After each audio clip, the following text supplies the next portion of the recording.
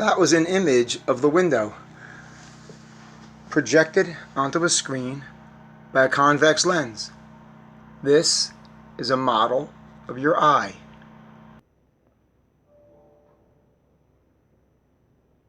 Your eye has a cornea, the iris, the pupil, the lens, and a retina in the back to capture the image. Here's your eye. There's your cornea. There's your iris with the pupil that lets the light through. And there's your lens.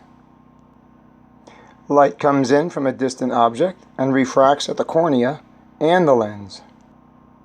The light strikes the back of the eye where the retina is. That's where the nerve endings are to receive the light and convert it into an electrical signal.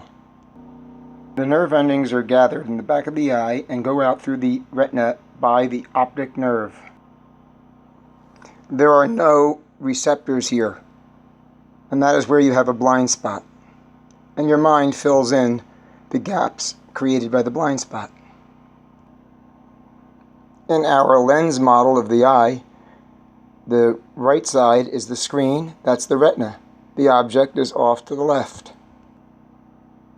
The light ray that comes in parallel goes out through the focus and strikes the retina. A light ray goes in through the focus and comes out parallel. But you notice there's no intersection right here on the retina. The light from the tip of the arrow would be all spread out and this would be blurry. We need to move the focus. That's going to be accomplished by a flexible lens. The muscles pull on the lens and cause it to bulge outward. This moves the focus in, makes it shorter.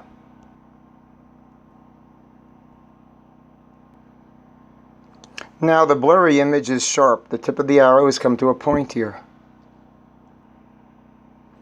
And you can see that the image is going to be upside down. Your brain flips that right side up. As we get older, this lens becomes more stiff, the muscles become weaker, and it's harder for us to have the lens bulge outward to move the focus in. Well, that's a problem when you're trying to look at things close up. So we lose our ability to look at things close as we age, which is why we need reading glasses.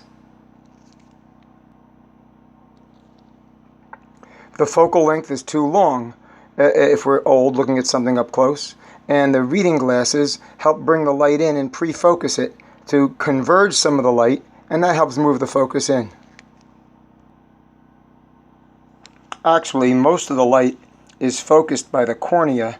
That's where most of the focusing occurs, because we're going from air into the cornea, and that's where you have the greatest slowing down of the light. That's where they have the greatest difference of index of refraction. The lens is in fluid on both sides, so it's not like the lens is exposed to air, so the refraction is not as great here. The iris controls the aperture or the opening. That's the pupil. Just like with the pinhole camera, if the iris was closed and we had a small opening, we'd have a sharper image. If we have it wider, it's a little blurrier. Well, in order to read sharply, you want to have bright light.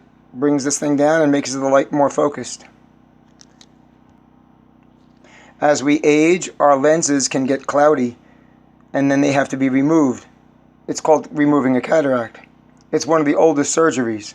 Back in the days of Rome, believe it or not, they would knock the lens out with a pin, and it would just float to the bottom. And that's how your eye works.